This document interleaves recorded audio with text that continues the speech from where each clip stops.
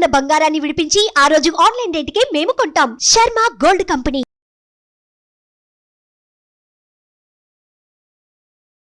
Hi, welcome to our channel. ఈరోజు మనతో పాటు ఉన్నారు జ్యోతిష్య, ఆగమ, వాస్తు, పురాణ పండితులు బ్రహ్మశ్రీ క్రొత్తపల్లి సురేష్ శర్మ గారు. నమస్కారం గురువు గారు. ఆయుష్మాన్ నాయన. ఓకే. ఫిబ్రవరి నెలలో వృషభ రాశి వారికి ఎలా ఉండబోతుంది? వృషభ రాశి వారికి సహజంగా మనం ఇందాక చెప్పుకున్నట్టే గ్రహాలు ఏదైతే మకర లగ్నంలోని సూర్యుడు ఉండగా ప్రారంభమైనప్పటికీ మధ్యలోనే అంటే ఫిబ్రవరి 15 ప్రాంతాల్లో సూర్యుడు మారిపోతాడు. సో మేషరాశి వారికి సూర్యుడు మారిన తర్వాత శుభ ఫలితాలు ఉండడానికి కూడా రీజన్ అదే. శత్రుగతుడై కూడా లాభంలోకి వెళ్ళినప్పుడు కూడా మంచి యోగాన్ని ఇచ్చాడు. అందుకు ముందు షష్టాష్టకం పట్టిన వాడు సమసప్తకాలు పడతాడు, అందువల్ల కొంత మార్పులు ఉంటాయి. అలాగే శుక్ర కుజులు కూడా మారిపోతారు, బుధుడు కూడా స్థాన మార్పు అనేది ఆకాశాలు ఎక్కువ ఉంటాయి. వృషభ రాశి వారికి ఏమవుతుందంటే కరెక్ట్గా 10వ ఇంట్లో శని సూర్య గ్రహయుద్ధం నడుస్తుంది. ఇరువురు శత్రుగ్రహాలు. శని సూర్యులు కలయిక జరిగినప్పుడు ముఖ్యంగా సాఫ్ట్వేర్ ఎంప్లాయీస్ కావచ్చు, గవర్నమెంట్ ఎంప్లాయీస్ కావచ్చు, ఎనీ ఎంప్లాయర్ ఖచ్చితంగా చాలా వరకు వీరి లాభాన్ని కొట్టేందుకు ప్రయత్నిస్తుంటాడు శని. సూర్యుడికి ఉచ్చస్థానమైనటువంటి మేషం మీద శని దృష్టి ఉండడం, సూర్య రాశి మీద ఉండడం, సూర్యుడితో కలియడం చేత ఫిబ్రవరి 15 లోపల అంటే 13వ తారీఖు నుంచి వీళ్ళు అన్ని రకాలుగా అలర్ట్గా ఉండాలి. ఎందుకంటే పై ఉద్యోగస్తులతో చిన్న చిన్న విషయాలకు కూడా వీళ్ళు చెప్పేది మిస్ క్యారీ అయ్యే అవకాశాలు ఉంటాయి. అంటే వీరు ఒకటి చెప్తారు సజెషన్, ఇది ఇలా కాదండి అని. సో వీళ్ళని మీద నమ్మకంతో వాళ్ళు తీసుకున్న తర్వాత అది తేడా వచ్చి వీళ్ళని ఇబ్బంది పెట్టచ్చు. అలాగే వీరు చెప్పేటువంటి నిర్ణయాన్ని పక్కన పెట్టేసి వెళ్లకుండా ఉండడం వల్ల, వీళ్ళు చెప్పకనందువల్ల వీళ్ళు రెస్పాండెంట్ కూడా వహించాల్సి వస్తుంది. కాబట్టి దీన్ని జాగ్రత్తగా అనలైజ్ చేసుకుంటూ వెళ్లాల్సిన పరిస్థితి ఉంటుంది. సో ఇటువంటి వాళ్ళు మాత్రం ఖచ్చితంగా ఈ సాఫ్ట్వేర్ ఉద్యోగస్తులు కానీ నా యొక్క అభిప్రాయం ప్రకారం అయితే వారి నెలలో ఇది మాఘమాసం పెడుతుంది 9వ తారీఖు తర్వాత. సో 9వ తారీఖు నుంచి 15వ తారీఖు మధ్యలో కనుక ఒక మహాలింగార్చన చేసుకుంటే ఖచ్చితంగా వారికి ఏ రకమైన ఇబ్బంది వచ్చినా విత్ ఇన్ ది మంత్ అది వీళ్ళకి పాజిటివ్గా మంచి రిజల్ట్స్ వచ్చే అవకాశాలు ఉంటాయి. అఫ్కోర్స్ ఏదైనా మిస్కమ్యూనికేట్గా మిస్ఫైర్ అయినా కానీ మంచి జరిగేదానికి అవకాశాలు ఎక్కువ ఉంటాయి. ఎందుకంటే శివుడు ఆజ్ఞ లేక చీమైనా కుట్టదనేది ధర్మశాస్త్రం చెప్పే మాట. అంటే శివుడు అంత పవర్ఫుల్ అని. సో అంటే చీమ కుడుతుందంటే పెయిన్.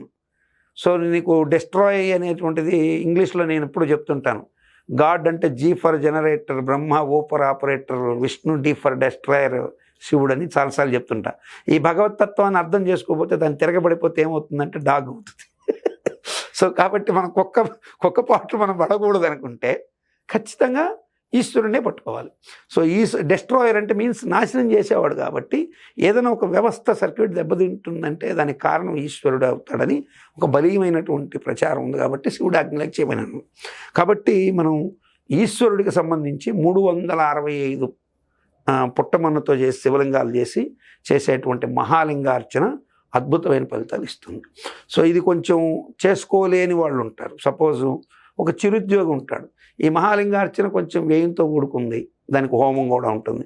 అయ్యా నేను మహాలింగార్చన చేయలేను కదా, మరి అంత ధనం పెట్టుకునే పరిస్థితి లేదు, నా జీతం అంతా మీరు చెప్పిన నాకు వచ్చేది 20,000 అయితే మీరు మహాలింగార్చనకి 20,000 ఖర్చు పెట్టినంటే నేను అన్యాయం అయిపోతాను అనేటువంటి ఒక ఆలోచన కూడా మనకే వస్తుంది. అంటే ఎప్పుడు కూడా అవతల వాళ్ళకి దృష్టిలోకి నువ్వు వెళ్ళినప్పుడు నీకు ప్రాబ్లం అర్థమవుతుంది. నీ వైపు కూర్చొని నువ్వు చెప్పేస్తే అర్థం కాదు. నేను ఆ 20,000 ఉద్యోగస్తుడి దగ్గరికి వెళ్ళి నాకు సంవత్సరానికి 2,40,000 వస్తే నా బిడ్డలు చదివేంది, నా తిండి ఏంటి, నాకు ఎంత ఏంటి అన్ని వివరం చేసుకున్నప్పుడు నాకు ఆ పెయిన్ తెలుస్తుంది.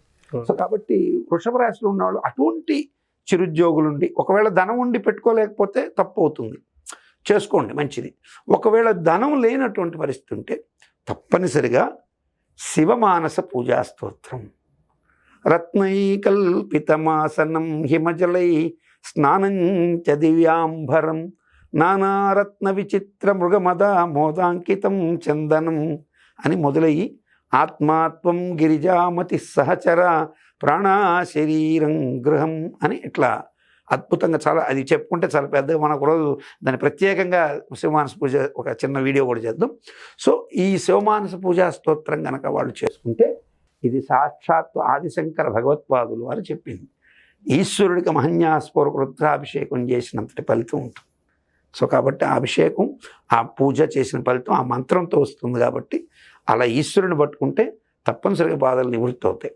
ఇక గృహిణులకి భర్తతో చిన్న చిన్న విభేదాలు వారం ప్రారంభంలోనే వస్తాయి. ఫిబ్రవరి స్టార్ట్ అవ్వగానే భర్తతో చిన్న చిన్న కలహాలు వచ్చే అవకాశాలు ఉంటాయి. అవన్నీ కూడా 13వ తారీఖు తర్వాత నుంచి 15 ప్రాంతాల్లో సమసిపోయే అవకాశాలు ఉంటాయి. మోస్ట్లీ క్రమంగా తగ్గుముఖంపడతాయి. కాబట్టి దేనికైనా కూడా ఈ సమయంలో గృహిణులు కొంచెం పేషెన్స్గా ఉండడం అనేది తప్పనిసరి. అట్లాగే ఈ పేషెన్స్తో వీళ్ళు ఫైర్కి దగ్గరగా వెళ్ళడం కూడా కరెక్ట్ కాదు. అంటే ఏ వంట చేసేటప్పుడు లేదా పదునైన షార్ప్ కలిగిన వంట చేసేటప్పుడు గాయపడే అవకాశాలు కూడా ఉంటాయి. కాబట్టి గృహిణులు తప్పనిసరిగా జాగ్రత్త తీసుకోవాల్సి ఉంటుంది. తర్వాత 8 నుంచి 12 సంవత్సరాల మధ్యలో ఉన్నటువంటి శిశువుల విషయంలో తల్లిదండ్రులు వారు దురభ్యాసాలకు బానిసయ్యే అవకాశాలు కనపడుతున్నాయి. కాబట్టి వారి విషయంలో తల్లిదండ్రులు వారి పోకడ ఎలా ఉంది, వారి భాష ఎలా ఉంది, వారు ఏ ఫ్రెండ్స్తో తిరుగుతున్నారని కూడా అబ్జర్వ్ చేయడం తప్పనిసరి. 8 ఏళ్ల వయసులో అష్టవర్షాత్ భవేత్ కన్యా అని కన్యాదానంలో చెప్పే మంత్రం పక్కన పెడితే అష్టవర్షాత్ భవేత్ యువ అంటే పిల్లవాడు, అంటే చిన్నవాడు ఎవరైతే ఉంటాడో వాడికి అక్కడ కనుక ఏదైనా ఒక చెడు ప్రభావం పడి పాపగ్రహ కూటం తయారైతే వాడి మనసులో తెలియకుండా అది బలంగా నాటుకునే అవకాశాలు ఉంటాయి. చాలామంది మీరు విలేజ్కి వెళ్ళి చూస్తే చిన్న తండ్రి సిగరెట్ తాగుతూ ఉంటే 8 ఏళ్ల వయసులో తెలియకుండా సిగరెట్కి అలవాటు పడిపోయినాడు. నాతో చాలామంది కొన్ని వందల మంది చెప్పారు, మా నాన్న తాగుతుంటే నేను బీడీ తాగాను, నన్ను వదిలిపెట్టట్లేదు, వదలలేకపోతున్నానని నాతో చాలామంది చెప్పిన వాళ్ళు ఉన్నారు. కాబట్టి తల్లిదండ్రులు పిల్లల దగ్గర ఇటువంటి బ్యాడ్ హ్యాబిట్స్కి దూరంగా ఉండడం తప్పనిసరి.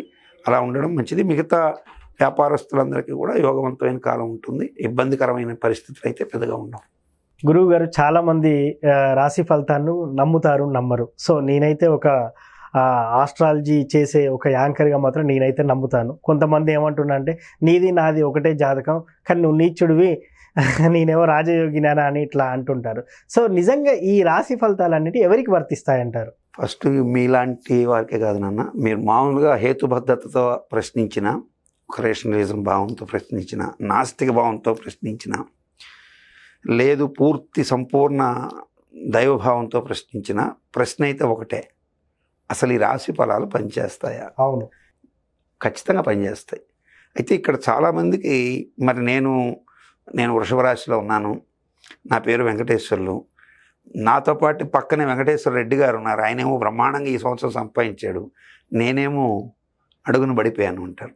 మరొక ఆయన వెంకటేశ్వర చౌదరి గారు బ్రహ్మాండంగా సంపాదించారు, వెంకటేశ్వర శాస్త్రి గారు బాగా సంపాదించారు, నాకేమీ లేదు అంటారు. బిలో ప్రావర్టీలో ఉన్న అతను అసలు ఇది ఏవి పట్టించుకోకుండా కూడా కొంతమంది వెళ్ళిపోయేవాళ్ళు ఉంటారు. ఇక్కడ మనం రాశి ఫలాలు ఒకటే. మరి బాగా గుర్తుపెట్టుకోవాల్సింది ఏంటంటే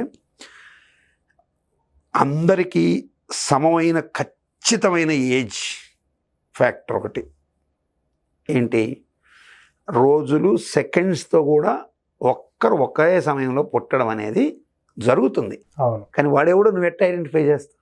చేయలేం. ఒక గంప నిండా ఒకే చెట్టు కాచిన పండ్లే, అవును, అన్నీ ఒకే సైజులో మామిడి పండ్లు ఉన్నా ఎక్కడో లిటిల్ బిట్ డిఫరెన్స్ ఉంటుంది. ఎస్, అవును. మీరు కావాలంటే మీరు దీంట్లో నక్షత్రగ్రహ తారకానాం అని ఆదిత్య హృదయంలో ఉంటుంది. నక్షత్రగ్రహ తారకానాం అంటే నక్షత్రాలు వేరు, గ్రహాలు వేరు, తారకలు వేరు. ఇప్పుడు మనకు ఆకాశం నిండా కనిపడేవి తారకలు. సో నక్షత్రాలు అనేవి సపరేట్. ఈ నక్షత్ర మండలాన్ని పట్టి ఆ రాశిలో ఎవరు పుట్టినా అశ్విని నక్షత్రంలో పుట్టిన వాళ్ళు ఉంటారు. ఇప్పుడు అశ్విని నక్షత్రంలో ఒక చిన్న నెలబిడ్డ పుడతాడు, అట్లాగే ముదుసలైనడు అక్కడే ఉంటాడు, ఒక కప్ప కూడా అక్కడే పుడుతుంది, ఒక జింక కూడా అక్కడే పుడుతుంది, ఒక గొర్రె కూడా అక్కడే పుడుతుంది. సో ఇవన్నీ పుడతాయి. పుట్టడం అయితే నక్షత్రాలు అందరూ పుడతారు. కానీ దీంట్లో శాస్త్రము వర్జించింది చాలా ఉన్నాయి, ఇవి చాలామందికి తెలియదు. శాస్త్రం రాశి ఫలాలు ఎవరికి వర్తిస్తాయని చెప్పింది అంటే బాలకులకు వర్తించదు. 60 సంవత్సరాలు ఏదైతే మనకున్నాయో అవి దాటిన వాడి మీద జ్యోతిష ప్రభావం పోతుంది. బధిర అంటే గ్రుడ్డివారు, వీరి మీద జాతక ప్రభావాలు తక్కువగా ఉంటాయి, ఉండవని కాదు తక్కువగా ఉంటాయి. ఓకే. పొంగుణ గుంటివారు, వీరి మీద తక్కువగా ఉంటాయి. అట్లాగే మతిభ్రంశత్వం, పిచ్చివాడి మీద జ్యోతిష్యం పనిచేయదు. ఓకే. మరి మనకు మంచి కోసమే శాస్త్రం ఉందనేది కాబట్టి రాశి ఫలాలు మీరు దాంట్లో చూసి భయపడిపోవద్దండి, తెలుసుకోండి. సజెషన్స్ ఉంటే దాన్ని ఫాలో కండి. ఒకవేళ మంచిగా ఉంటే హ్యాపీగా ఉండండి, చెడు ఉంటే భయపడద్దు, హ్యాపీగా ఉండండి. అది రాశి ఫలాల గురించి. థ్యాంక్ యూ గురువు గారు. వృషభ రాశి గురించి చాలా చక్కగా చెప్పారు.